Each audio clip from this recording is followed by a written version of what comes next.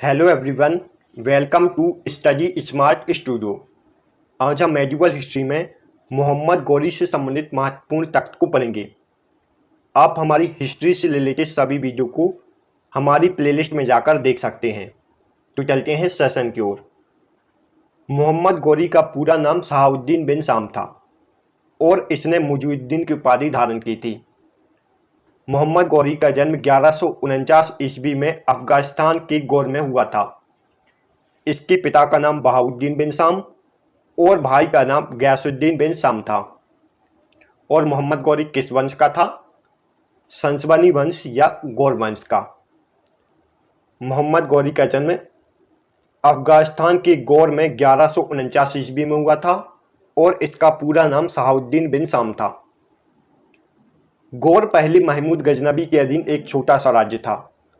1163 ईस्वी में मोहम्मद गौरी के बड़े भाई गयासुद्दीन बिन शाम ने गजनी के पास गौर नामक स्वतंत्र रियासत की स्थापना की थी। इसके 10 वर्ष बाद 1173 ईस्वी में मोहम्मद गौरी शहाबुद्दीन बिन शाम के नाम से गौर का शासक बनता है। और मोहम्मद गौरी का मुख्य उद्देश्य क्या रहता है? अपना साम्राज्य विस्तार करना। मोहम्मद गौरी का मुख्य उद्देश्य अपना साम्राज्य विस्तार करना था। इसकी अनेक राजधानियां थीं। कौन कौन सी? फिरोजशाह, हेरात, गजनी और लाहौर। यह मोहम्मद गौरी की राजधानियां थीं और इन्हें अपनी राजधानियां अलग अलग समय पर बनाता है। अब मोहम्मद गौरी शासक बनने के बाद आक्रमण करता है। मोहम्मद गौरी ने 1175 ईस्वी में मुल्तान के विरुद्ध पहला आक्रमण किया था। यह गौरी का भारत पर प्रथम आक्रमण था। इसके बाद 1176 में सिंध के विरुद्ध आक्रमण करता है और सिंध के भीरा और उच्च नामक स्थान को अपने अधिकार में कर लेता है। मोहम्मद गौरी ने तीसरा आक्रमण 1178 ईस्वी में गुजरात के पाटन के विरुद्ध किया था। इस समय गुजरात के पाटन को कठियावाड़ प्रदेश कहते थे। इसका युद्ध कठियावाड़ प्रदेश के राजा भीमराज द्वितीय से होता है। भीमराज द्वितीय ने अपनी मां नायिका देवी के नेतृत्व में आबू पर्वत के निकट गौरी को बुरी तरह पराजित किया। यह पराजय गौरी की भारत में पहली पराजय थी। एक बार हम इसको मैप में देख लेते हैं। मोहम्मद गौरी ने सबसे पहले मुल्तान के विरुद्ध 1175 ईस्वी में आक्रमण किया। इसके बाद 1176 ईस्वी में सिंध के उच्च और भीरा पर अधिकार कर लिया। इसके बाद 1178 ईस्वी में गुजरात के पाटन के विरुद्ध आक्रमण किया। इस प्राचीन काल में इस क्षेत्र को कठियावाड़ प्रदेश कहते थे और उस समय वहां का राजा था भीमराज द्वितीय। भीमराज द्वितीय और मोहम्मद गौरी के बीच युद्ध होता है जिसमें मोहम्मद गौरी हार जाता है। यह मोहम्मद गौरी की भारत में प्रथम पराजय थी। कुछ समय बाद 1180 में मोहम्मद गौरी पेशावर और 1182 में देवल के विरुद्ध आक्रमण करता है और यहां के भागों पर अधिकार कर लेता है। 1186 में मोहम्मद गौरी लाहौर के विरुद्ध आक्रमण करता है और उस समय लाहौर पर खुसरो मलिक का शासन था। खुसरो मलिक गजनी वंश का अंतिम शासक था। खुसरो मलिक और मोहम्मद गौरी के बीच युद्ध होता है जिसमें खुसरो मलिक हार जाता है और मोहम्मद गौरी 1192 ईस्वी में खुसरो मलिक की हत्या कर देता है। मोहम्मद गौरी ने सबसे पहले 1175 ईस्वी में मुल्तान के विरुद्ध आक्रमण किया।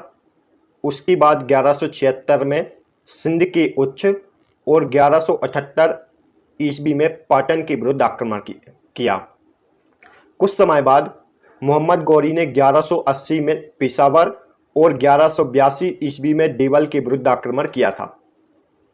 इसके बाद 1186 ईस्वी में मोहम्मद गौरी ने लाहौर के विरुद्ध आक्रमण किया। लाहौर पर उस समय गजनवी वंश के अंतिम शासक खुसरो मलिक का शासन था। इसमें खुसरो मलिक शाह हार जाता है और लाहौर पर मोहम्मद गौरी का शासन हो जाता है। अब मोहम्मद गौरी आगे बढ़ता है और मोहम्मद गौरी का अगला आक्रमण चौहान वंश के शासक पृथ्वीराज चौहान के विरुद्ध था। मोहम्मद गौरी और पृथ्वीराज चौहान के बीच 1191 में तराइन का प्रथम युद्ध होता है। इस युद्ध में पृथ्वीराज चौहान की विजय हो जाती है। गौरी 1 वर्ष का सैनिक प्रशिक्षण लेके फिर से पृथ्वीराज चौहान के विरुद्ध आक्रमण करता है। 1192 में तराइन का द्वितीय युद्ध होता है। इस युद्ध में मोहम्मद गौरी की विजय होती है और मोहम्मद गौरी हरियाणा के सिरसा के पास पृथ्वीराज चौहान को बंदी बना लेता है और बाद में इसकी हत्या कर देता है। तराइन का प्रथम युद्ध 1191 में पृथ्वीराज चौहान और मोहम्मद गौरी के बीच हुआ। इसमें पृथ्वीराज चौहान जीत जाता है, जबकि तराइन का दूसरा युद्ध 1192 ईस्वी में पृथ्वीराज चौहान और मोहम्मद गौरी के बीच होता है। इस युद्ध में मोहम्मद गौरी की विजय होती है। तराइन का मैदान कहाँ है? तराइन का मैदान हरियाणा के कुरुक्षेत्र में स्थित है। तराइन का मैदान हरियाणा के कुरुक्षेत्र में स्थित है। मोहम्मद गौरी के प्रमुख सेनापति इस युद्ध में ताजुद्दीन एल्दोज, कुतुबुद्दीन ऐबक और कुबाचा थे, जबकि पृथ्वीराज चौहान के प्रमुख सेनापति गोविंदराव, खांडीराव और बदमसा रावल थे। यह है चौहान वंश। इस क्षेत्र में चौहान वंश का शासन था। तराइन के द्वितीय युद्ध जीतने के बाद मोहम्मद गौरी का इस क्षेत्र पर अधिकार हो जाता है। अब मोहम्मद गौरी आगे बढ़ता है और 1194 ईस्वी में गौरी ने कन्नौज के गढ़वाल राजा जयचंद के विरुद्ध आक्रमण किया। 1194 में मोहम्मद गौरी और राजा जयचंद के बीच चंदावर का युद्ध होता है। इस युद्ध में मोहम्मद गौरी की जीत होती है। 1196 में गौरी बयाना के राजा कुमारपाल के विरुद्ध आक्रमण करता है, लेकिन कुमारपाल ने गौरी के सामने आत्मसमर्पण कर दिया। 1196 ईस्वी में ही मोहम्मद गौरी ने ग्वालियर के विरुद्ध आक्रमण किया और ग्वालियर के राजा सुलक्षण पाल ने मोहम्मद गौरी के सामने अधीनता स्वीकार कर ली। इस प्रकार मोहम्मद गौरी भारत के अनेक क्षेत्र जीत चुका था। बयाना और ग्वालियर विजय के बाद मोहम्मद गौरी विजित साम्राज्य को अपने गुलाम सेनापति को देकर गजनी वापस चला गया था।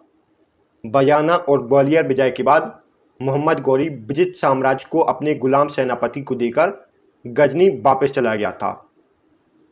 उसके गुलाम सेनापति कौन कौन से थे? ताजुद्दीन एल्दोज, नासिरुद्दीन कुबाचा, कुतुबुद्दीन ऐबक और बख्तियार खिलजी। यह मोहम्मद गौरी के गुलाम सेनापति थे। ताजुद्दीन एल्दोज को गजनी, नासिरुद्दीन कुबाचा को मुल्तान, कुतुबुद्दीन ऐबक को दिल्ली और बख्तियार खिलजी को मोहम्मद गौरी ने बंगाल का शासक बनाया था। बख्तियार खिलजी कुतुबुद्दीन ऐबक का सेनापति भी था, ये भी आपको याद रखना है। बख्तियार खिलजी किसका सेनापति था? कुतुबुद्दीन ऐबक का। अब यह मोहम्मद गौरी के गुलाम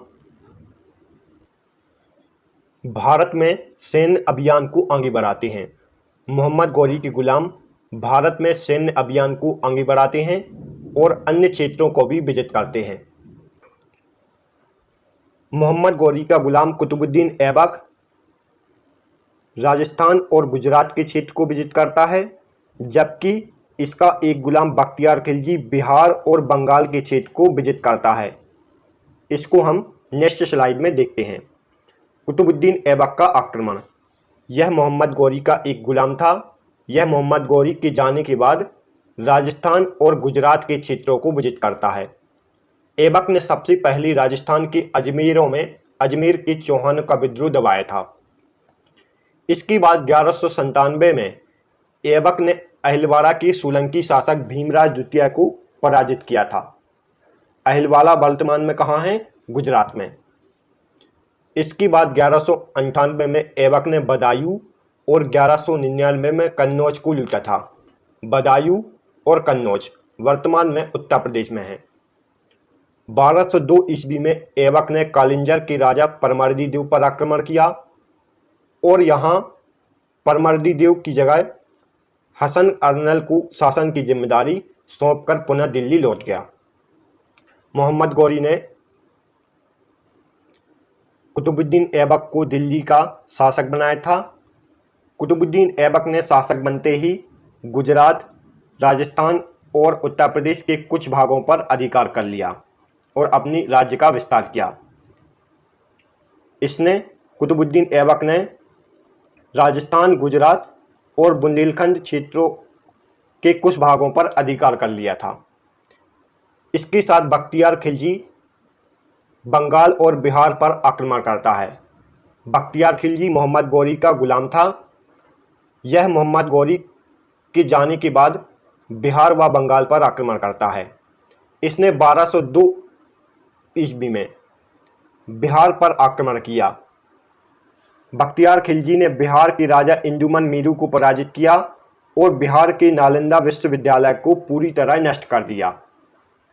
इसके बाद 1204 ईस्वी में बख्तियार खिलजी ने बंगाल पर आक्रमण किया। इसने बंगाल के शासक लक्ष्मण सेन को पराजित किया और बंगाल की राजधानी नदिया से लखनौती में स्थानांतरित की। 1205 ईस्वी में बख्तियार खिलजी ने तिब्बत पर आक्रमण किया, लेकिन वहां की सेना और राजा ने बख्तियार खिलजी को बुरी तरह खदेड़ दिया। 1206 में अली मर्दान नामक एक सरदार ने बख्तियार खिलजी की हत्या कर दी।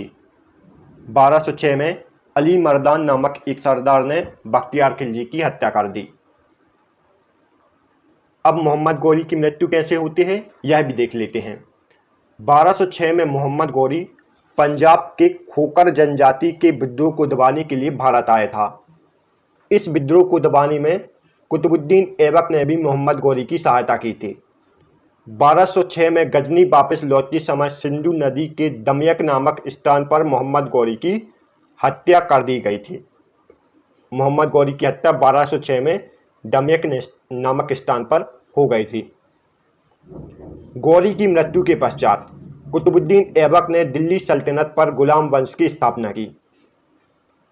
मोहम्मद गौरी से कुछ महत्वपूर्ण तथ्य उनको देख लेते हैं। मोहम्मद गौरी ने अपने भाई गयासुद्दीन बिन शाम की मृत्यु के पश्चात सुल्तान की उपाधि 1203 ईस्वी में धारण की थी। गौरी ने अपना सैनिक मुख्यालय इंद्रप्रस्थ में बनाया था। गौरी ने अपना सैनिक मुख्यालय कहाँ बनाया था? इंद्रप्रस्थ में। मोहम्मद गौरी को भारत में तुर्की साम्राज्य का वास्तविक संस्थापक माना जाता है। भारत में तुर्की साम्राज्य का वास्तविक संस्थापक किसे माना जाता है? मोहम्मद गौरी को। इसने अपने सिक्कों पर एक तरफ अरबी भाषा में कलमा और दूसरी तरफ देवी लक्ष्मी की आकृति निर्मित करवाई थी। तुर्की साम्राज्य के बारे में हमें जानकारी किस पुस्तक से मिलती है? तबकात-ए-नासरी से। तबकात-ए-नासरी से की रचना मिनहाज उस सिराज ने की थी और इस पुस्तक से हमें मोहम्मद गौरी के बारे में जानकारी मिलती है। Thanks for watching. यदि आपको हमारी वीडियो पसंद आई हो तो आप हमारी वीडियो को लाइक और चैनल को सब्सक्राइब जरूर करें। तो मिलते हैं नेक्स्ट वीडियो में। तब तक के लिए गुड बाय।